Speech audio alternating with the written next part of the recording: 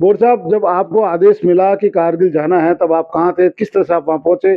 क्या परिस्थिति थी आपकी? सर हम रायवाला में थे उस टाइम, जी जो हरिद्वार और ऋषिकेश के बीच में है। जी वहाँ पर ब्रिगेड हेडक्वार्टर है जी और वहाँ से हमें आदेश मिला था कि 4th विद हो आपको जाना है कारगिल। जी वहाँ पर कुछ उग्रवादी पहाड़ियों पे आके बैठ गए हैं और वो जो है हमारे जो कैप्चर कर रहे हैं एरिया, तो उनके इन्फेंट्री की सपोर्ट में आपको जाना पड़ेगा। हो सकता है कि युद्ध भी हो सकता है। जी ये उस टाइम बातचीत चल रही थी। तो 4th विद जो है हमारे यहाँ से यूनिट को रवाना कर दिया जी शॉर्ट नोटिस के अंदर, जी और हम जो है सीधा कारगिल पहुंच गए। अच्छा, आपको कारगिल भेजने का कारण क्या था? आप पहले रह चुके थे वहाँ पे? हम तो पहले कश्मीर में ही थे सर, बहुत पूरा एरिया घुमा हुआ हमारा, कोई ऐसा एरिया नहीं जो बचा हमारे से। जी जी ठीक है सर। तो हमारा जो है ज़्यादातर हम कारगिल कश्मीर में ही रहे, तो इसलिए हमें जो सबसे पहले वहीं बुलाया था। जी। जब आप पहुँचे, क्या स्थिति थी वहाँ पे? सर वहाँ पर स्थिति नीचे तो ऐसा कुछ महसूस नहीं हो रहा था, क्योंकि जो उग्रवादी थे, जो फौज थी पाकिस्तानी, वो सब पहाड़ों पे थी। जी नीचे तो हमारे वो तो क्या है कि जैसे हमारा जवान पेट्रोलिंग के लिए जाता, उसके ऊपर सेलिंग करके उसको डैमेज करता था, मारता था। जी जी तो धीरे धीरे जो है पता लगा कि वहाँ पर तो भारी मात्रा में बैठे हुए हैं, और वहाँ भेड़ चराने वाले जो किसी ने आके बताया था कि भाई वहाँ तो भारी मात्रा में है, वो हमें भी परेशान करते हैं कि हमें खाना खिलाओ, हमारे लिए राशन लाओ, ये करो वो करो। तो ये उन्होंने आके जो आर्मी के अंदर बताया था, और उसी के बाद जो है ये पता लगा कि भाई वहाँ पर तो बहुत भारी मात्रा में है, ये हमलावर हो सकते हैं, हमारे ऊपर हमला भी कर सकते हैं। फिर तो इन्होंने जैसे ही पेट्रोलिंग भेजे तो हमारे जवानों को कैजुअल्टी करते हैं बहुत भारी मात्रा में। इसलिए ऊपर जाने में दिक्कत आ रही थी, आप वहाँ पहुँचे तोपे लेकर, फिर कैसे शुरुआत हुई? ऊपर तो जाने के लिए पेट्रोलिंग पार्टी तो भेजनी पड़ती थी सर, वो तो एक रूटीन वर्क था। मगर सर्दियों में क्या है कि वहाँ पर से पोस्ट नीचे आ जाती है, बर्फ गिर जाती है, तो फिर 6 महीने नहीं रहते हैं। फिर भी हमारी जो पेट्रोलिंग भेजते हैं यहाँ पर जाके वहाँ पर देख करके आते हैं कि भाई कहाँ सब सेफ है। मेरा कहना है कि जब आप पहुँचे वहाँ पे, तब ऊपर से शेलिंग हो रही थी क्या? उस टाइम सर सेलिंग चल रही थी, ऊपर जो हमारी इन्फेंट्री पोस्ट थी उनके ऊपर सेलिंग हो रही थी, उनके ऊपर हो रही थी। इन्होंने फिर जो है हमारे से फायर मांगा कि हमें आरटी फायर चाहिए, हमारे ऊपर भारी सेलिंग कर रहे हैं और हम लोग जो हैं बहुत परेशान हो गए हैं। तो फिर ये सेलिंग दिया, और धीरे धीरे ये सेलिंग की मात्रा बढ़ती गई। तो इसमें जो है पता लगा कि अब तो ये मामला थोड़ा भारी पड़ रहा है।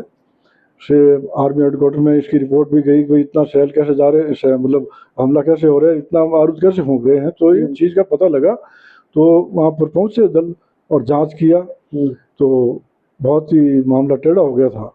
अच्छा, जब आप थे तो ऊपर से गोला आता था और आपकी तोपों की सीधी रहनी पड़ती थी, ऊंचाई पे कैसे पहुंच पाते? वो तो डिग्री जो हमारे जो है ना सर, ओपी पोस्ट होता था ना, जो ओपी अफसर होता था, वो डिग्री भेजता था कि भाई इतनी डिग्री पे हमको फोन गोला चाहिए।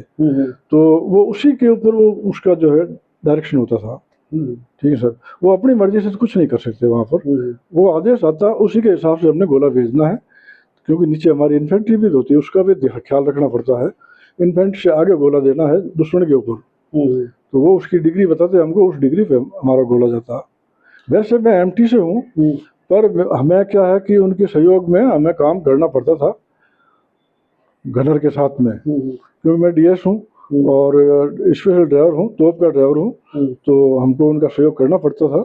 और जान के लिए पूरी लड़ाई में कई बार ऐसी स्थिति आई होगी ना कि जब चारों तरफ से ऊपर से बम्बारमेंट होता है, आप लोग नीचे हैं, तो उस टाइम एक होता है कि क्या करें क्या नहीं करें। उस टाइम हौसला बढ़ाने के लिए कई चीज़ें होती थी।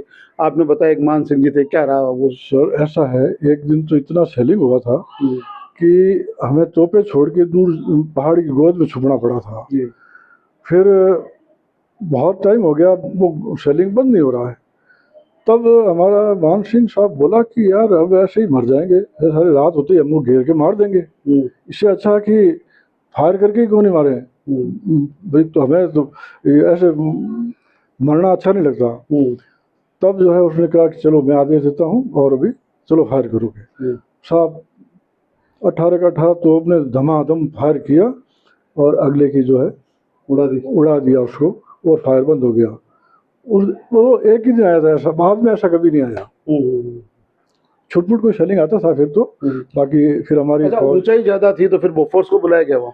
सर ऊंचाई तो पहाड़ियाँ बहुत ज़्यादा हाइट थी, और तोपें चढ़ने वाले उससे सब परेशान ही थे। जब ये गोला अपना सही जगह लोकेशन नहीं पहुंच पा रहा है, रेंज कम पड़ने लगी, तो फिर बोफोर्स बुलानी पड़ी। बोफोर्स का थोड़ा रेंज भी ज़्यादा है और वो थोड़ा पावरफुल भी है, तो बोफोर्स ने काफ़ी अच्छा काम किया था वहाँ पर। और फिर उसके बाद तो मीडियम और वो सब फील्ड में सब तोपें आ गई थी हमारी। धीरे धीरे तो सब पूरा भर गया था वो ग्राउंड, इतना तोपें लग गई थी पूरी। शुरुआत बड़ी टफ थी आपकी? हाँ, शुरुआत में हम पहुंचे थे पहले, तो उस टाइम थोड़ा सा लोड तो था ही हमारे ऊपर। फिर भी जो है भारतीय सेना जो है घबराती नहीं कभी भी। ऐसे संकट से खेलने का उसका शौक होता है और खूब अच्छी तरह से खेलती है वो। अच्छा, आप बता रहे थे कि आपका रिटायरमेंट बीच में आ गया था। हाँ, आप रिटायर भी हो गए, वापस आने के बाद आप फिर बुलाया गया कि कहाँ जाना चाहोगे?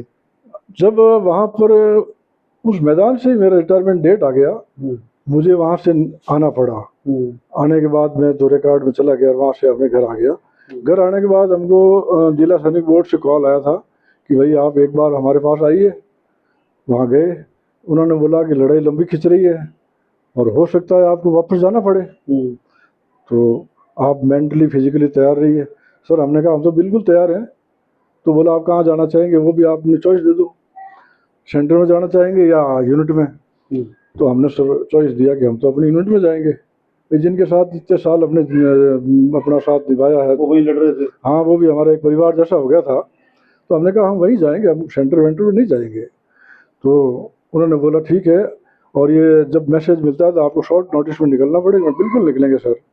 फिर जो है करीब मेरे ख्याल से 45 दिन में ऐसा कुछ चला था वो, और वो भगवान की कृपा से अपनी सेना ने फिर फतेह पा ली। तो ऐसी नौबत नहीं आई, नहीं रिकॉल नहीं किया हम कोई भी, और हम शांति से अपना यहीं पर रहे।